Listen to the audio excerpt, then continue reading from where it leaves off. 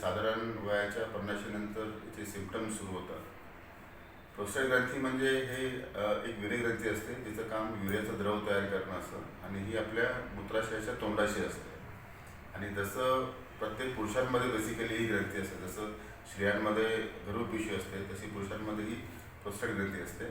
आणि वाढत्या वयानुसार हॉर्मोनल चेंजेस जसे बॉडीमध्ये होतात तशी ग्रंथीची वाढ साधारण 50 नंतर सुरू होते. मेनली याचे सिम्पटम्स काय, म्हणजे प्रोस्टेट ग्रंथीमुळे काय त्रास होतो, तर बेसिकली वारंवार लघवीला जाणं, लघवी अडखळत होणं, लघवी करून आल्यावर सुद्धा असं वाटतं की लघवी पूर्ण नाही झाली आहे, किंवा रात्री 3 ते 4 वेळा उठावं लागणं. बरेचसे पेशंट हा आजार आपलं वय वाढते किंवा आपल्या वाढत्या वयानुसार हा प्रत्येकाला होतो म्हणून चालढकल करतात आणि या आजाराचे दुष्परिणाम भविष्यात खूप जास्त प्रमाणात घेऊन आमच्याकडे पेशंट येतो. तर त्याच्यामुळे मला असं वाटतं की समजा हे काही जे सिम्पटम्स मी सांगतोय की लघवीला समजा वारंवार जाणं असेल, किंवा लघवी अडखळत होणं असेल, लघवी पूर्ण न झाल्याची भावना होणं असेल, किंवा रात्री 3-4 वेळा उठायला लागणं असेल, हे जे सिम्पटम्स जर असतील तर मला असं वाटतं की आपल्या नजीकच्या युरोलॉजिस्टकडे जाऊन आपण ही प्रोस्टेट ग्रंथीची तपासणी करून घ्यायला पाहिजे. तपासणी म्हणजे काय केलं जातं, तपासणीमध्ये सगळ्यात प्रथम युरोलॉजिस्ट पेशंटची हिस्ट्री घेतात. पेशंटला डायबिटीज आहे का, ब्लड प्रेशर आहे का.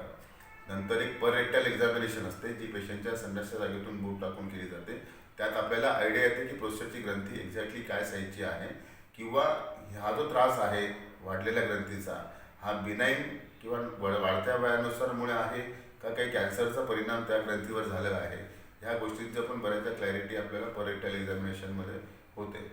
त्याच्यानंतर एक ब्लड टेस्ट केली जाते, त्याला आम्ही सिरम PSA म्हणतो, प्रोस्टेट स्पेसिफिक अँटीजन. हा PSA जो अँटीजन असतो हा नॉर्मल ग्रंथी आणि कॅन्सरमध्ये आपल्याला डिफरन्शिएट करतो. नॉर्मली याची लेवल 6.5पर्यंत नॉर्मल असते. ही लेवल जर जास्त असेल तर त्या ग्रंथीमध्ये कॅन्सर असण्याची शक्यता नाकारता येत नाही, पण त्याचं प्रूफ नंतर बायोप्सी करून केलं जातं. दुसरं महत्त्वाचं इन्व्हेस्टिगेशन म्हणजे अल्ट्रासोनोग्राफी, जी सगळीकडे कॉमनली अवेलेबल आहे, ज्यात आपण पोटाची फुल ब्लॅडर अल्ट्रासोनोग्राफी करतो आणि त्यात आपल्याला हे कळतं की प्रोस्टेट साईज एक्झॅक्टली काय आहे, युरिन केल्यानंतर किती लघवी आतमध्ये ब्लॅडरमध्ये शिल्लक राहते, किंवा या वाढलेल्या प्रोस्टेटमुळे किडनीवर काही परिणाम झाला आहे का. हे बेसिक ह्या 3 टेस्ट आपण प्रोस्टेट ग्रंथीसाठी करतो. नॉर्मली प्रोस्टेटची ग्रंथीची साईज ही 18 ते 20 ग्रॅम असते. वाढत्या वयानुसार ती त्या एजला त्याप्रमाणे वाढत जाते.